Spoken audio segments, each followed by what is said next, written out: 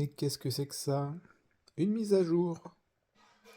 La 2022.36.2.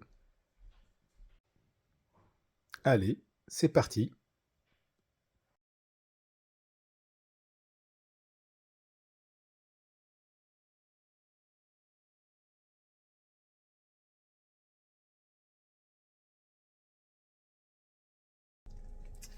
Bonjour à tous, bienvenue sur Tesla Experience. Donc, après une petite heure de mise à jour que j'ai lancée de mon téléphone, pour montrer qu'on peut lancer les mises à jour du téléphone, voici les nouveautés.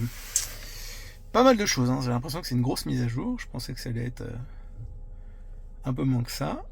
Donc, désengagement de l'autopilote à la fin d'une voie d'insertion sur autoroute.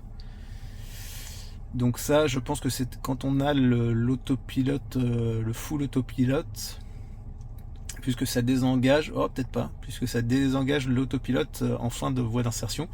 Donc ça évite justement qu'on fonce et que la bagnole aille tout droit ou ne sache plus où aller. Donc ça c'est plutôt pas mal. Non, ça doit être pour l'autopilote standard aussi. Application énergie, donc là on a un peu plus d'informations sur la consommation d'énergie lorsqu'on roule. Donc on va tester ça, là j'ai quelques mètres à faire en voiture, mais on va tester ça, on va regarder ensemble. Performance de la mise en température de la batterie, donc là c'est amélioration de préconditionnement lorsqu'on arrive à un superchargeur. Anti-surchauffe de l'habitacle, alors il n'y a plus rien qui se change. Ah, si. Amélioration de la climatisation pour l'anti-surchauffe de l'habitacle. On a des améliorations aussi sur l'application Tesla. Apparemment on peut modifier les médias en écoute, on peut voir les trajets. Feu stop dynamique, donc là, alors c'est marrant parce que moi mes notes de mise à jour là, elles merdouillent un peu. Performance de la mise à jour, voilà, on va faire comme ça. Anti-surchauffe de l'habitacle, on l'a vu. Application Tesla, visualiser les détails supplémentaires sur le lecteur multimédia. Donc là il faut aussi mettre à jour l'application Tesla. Feu stop dynamique, donc là au-dessus de 50 km/h lorsqu'on fait un freinage d'urgence, on a les feux stop qui clignotent jusqu'à ce que on reprenne, que la voiture s'arrête, je crois, ou jusqu'à ce que le conducteur réaccélère. Détails supplémentaires sur les superchargeurs. Donc maintenant sur les superchargeurs, on a une visualisation de l'affluence en fonction de certaines statistiques. Notification si le véhicule a été laissé ouvert. Donc ça c'est pareil, c'est des modifications sur l'application. Et l'application, j'ai eu la portière ouverte hier, pas plus tard qu'hier. Là, je venais de mettre à jour l'application et pas la voiture.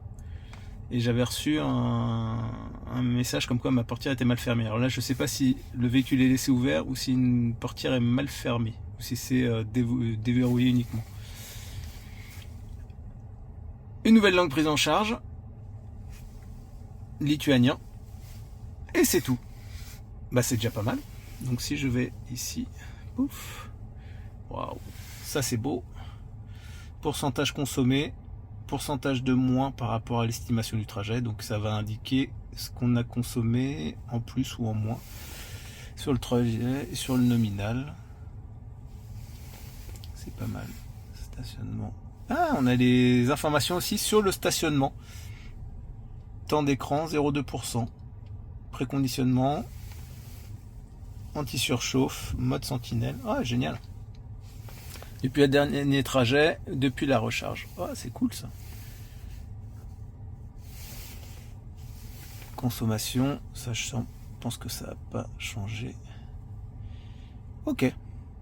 Bon, on va voir. Donc là, je conduis. Alors, je sais pas si sur un trajet.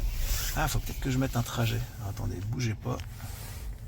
Bon, même si c'est quelques mètres, c'est juste pour. Domicile, voilà. Ah, vous avez vu mon adresse, c'est pas grave.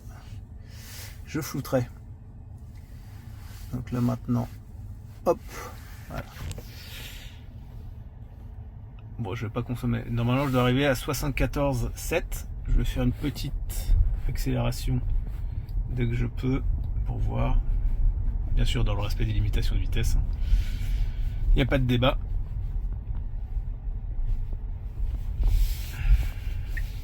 On va éviter de conduire n'importe comment.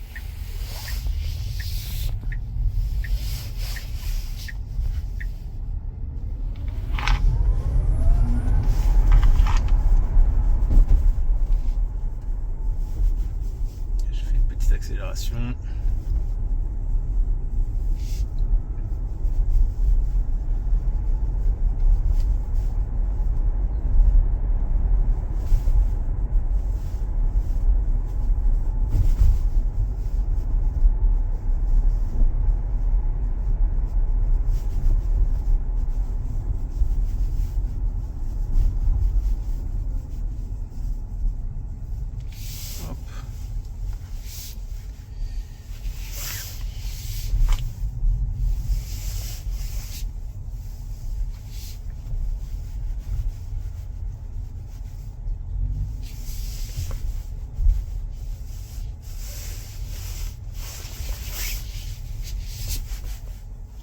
Donc là, je suis à 74,5 au lieu de 74,7. Hop, excusez-moi, je fais une marche arrière.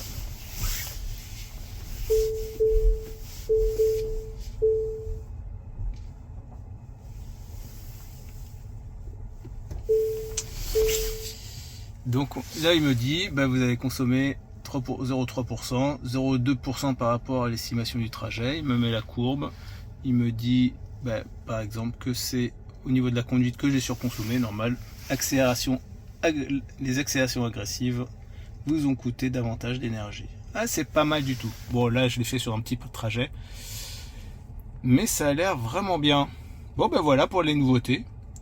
Je pense qu'il n'y a pas d'autre chose. Il y a peut-être quelques mises à jour cachées, mais je vous avouerai que j'ai pas encore regardé.